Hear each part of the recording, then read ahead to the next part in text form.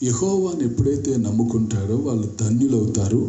దేవుడే వారికి ఆశ్రయంగా ఉంటారు. దేవుని ప్రజలు దేవుణ్ణి నమ్మాలి. యెహోవాను నమ్ముకున్నవాడు ధన్యుడు.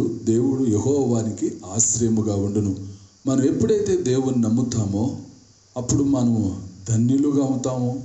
తర్వాత దేవుడు మనకు ఆశ్రయముగా ఉండి ఎటువంటి పరిస్థితులు గుండా మనం వెళుతున్నప్పటికీ ఆ దేవుని యొక్క కనికరము మన పైన ఉంటుంది. అందుకే వాడు జలముల యొద్ద నాటబడిన చెట్టులాగుంటాడని, వర్షం లేని సంవత్సరాన చింత నొందదు, కాపు మానదని, నిత్యము ఫలించే ఫలభరితమైన పచ్చని చెట్టు వలె ఉంటారనేదే ఉద్దేశం. అందుకే దావీదు కూడా అంటాడు, నేను నా దేవుని మందిరములో పచ్చని ఒలీవ చెట్టు వలె ఉంటాను అని.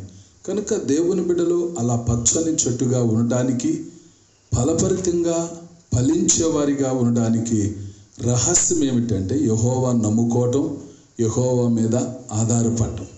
ఎప్పుడైతే దేవుని నమ్ముకుంటారో వారు దీవించబడతారు, వారు ఆశీర్వదించబడతారు, వారి దినాలు క్షేమముగా, వారి సంవత్సరాలు సుఖంగా వెళ్ళబుచ్చుతారు అనేదే నిశ్చయం. అయితే మనం దేవుని మీద ఎప్పుడైతే యెహోవాను నమ్ముకుంటామో దేవుడిచ్చే శ్రేష్టమైన ఆశీర్వాదాలు మనం పొందుకుంటాం. బబులోను దేశాన్ని పాలించిన ఆ రాజుల్లో నెబుకద్నెజరు అనే రాజు తాను దేశము క్షేమంగా ఉండాలని, సుఖంగా ఉండాలని దేవుడు తనకి ఏదైతే చెప్పాడో, ఏదైతే తన జీవితంలో జరిగిందో, దేవుడు తనకు చెప్పినవి ఎలా నెరవేరాయో విషయాలు పంచుకుంటూ ఆయన అంటాడు, నేను చెప్పాలనుకుంటున్నాను అని చెప్పి ఆయన చెప్పిన సాక్ష్యం అది. ఈ సాక్ష్యంలో ఉన్న విషయం ఏమిటంటే ఆయన మంచం మీద పడుకొని ఉన్నప్పుడు దర్శనం వచ్చింది. ఆ దర్శనము, ఆ కళ ఆయన్ని కలవరపెట్టింది. ఈయన కల కన్నాడు. ఆ కళ తనని కలవర పెడుతూ ఉంది. చాలాసార్లు మన కళలు వస్తాయి, పోతూ ఉంటాయి. కానీ కొన్ని కళలు మనలను కలవర పెడతా ఉంటాయి. అలాగే ఈ రాజైన నెబుకద్నెజరుకు కళ వచ్చింది. ఆ కళ కలవర పెట్టింది. ఆ విషయాన్ని దైవజనుడైన దానియేలు పిలిచి తనకు వచ్చిన కళను తనతో చెప్పాడు. అప్పుడు దానియేలు ఆలోచించాడు.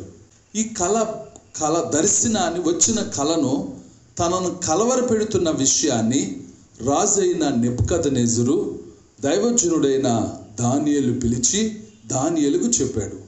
ఎప్పుడైతే దానియేలుకు ఈ దర్శనాన్ని చెప్పాడో దానియేలు కలవరపడ్డాడు.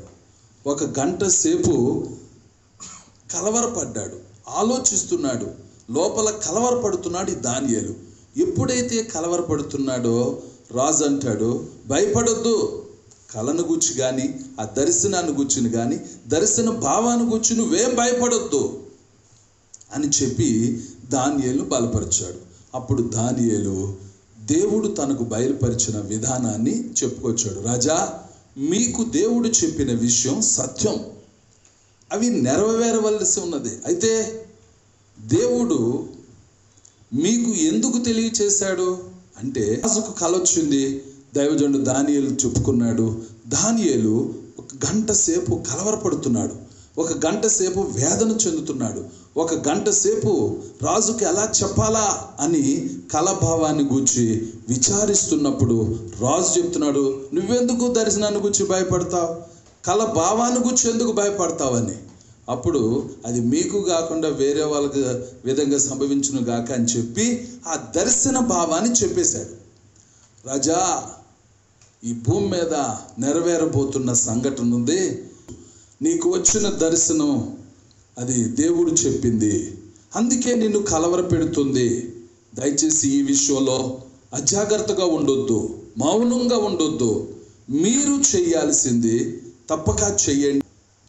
దానియేలు చెప్తున్నాడు, రాజా, నీ పాపాన్ని మానేయాలి, నీ పాపాన్ని విడిచిపెట్టాలి, నువ్వు చేస్తున్న పాపం విడిచిపెట్టు.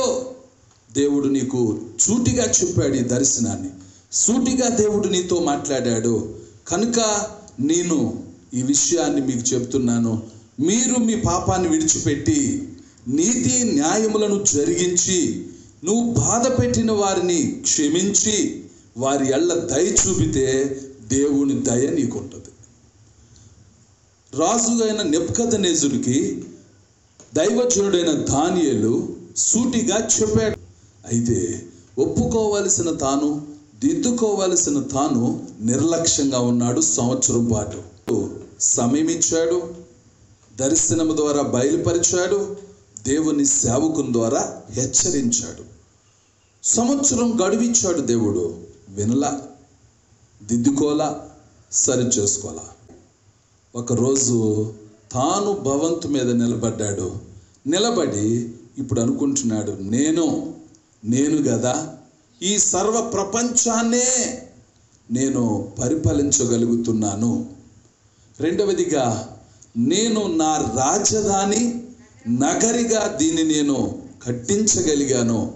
ఒకప్పుడు ప్రపంచానికే రాజధాని నగరమే బబులోను దేశం. ఆ బబులోను దేశం మీద, ఆ యొక్క భవంతు మీద నిలబడి అనుకుంటున్నాడు, నేను కదా ఈ రాజుని, నేను కదా నా బలము, నా జ్ఞానము, నా అధికారం తెలియచేయడానికి నా యొక్క రాజధాని నగరిగా కట్టించుకున్నది నేను కాదా? ఇది నా బలం కాదా? ఇది నా జ్ఞానం కాదా? ఇది నా తెలివితేటలు కాదా అని తన మీద, తన జ్ఞానం మీద, తన తెలివితేటల మీద, తాను సంపాదించుకున్న వాటి మీద ఆధారపడి మాట్లాడటం ప్రారంభించాడు. బయటికి మాట్లాడలా. ఏమనుకున్నాడంట? తన మనసులో అనుకోనేను, అంతే. చివరికి ఏం జరిగింది? ఈయన ఎప్పుడైతే మనసులో అనుకుంటున్నాడో ఆకాశం నుండి ఒక స్వరం వినబడుతుంది, నెబుకద్నెజరు, ఇదే నీకు ప్రకటన. వచ్చేసిందండి తీర్పు, వచ్చేసింది, రానే వచ్చేసింది ఉగ్రత.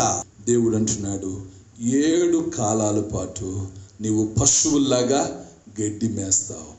7 కాలాల తర్వాత తన మనస్సు మార్చుకున్నాడు, తప్పు దిద్దుకున్నాడు, దేవునిపై ఆధారపడ్డాడు కనుక దేవుడు అతన్ని క్షమించాడు, మానవ బుద్ధి మరలా దయచేశాడు. ప్రేమ కలిగిన మా ప్రభువా, మీ మహోన్నతమైన నామమును బట్టి వందనాలు.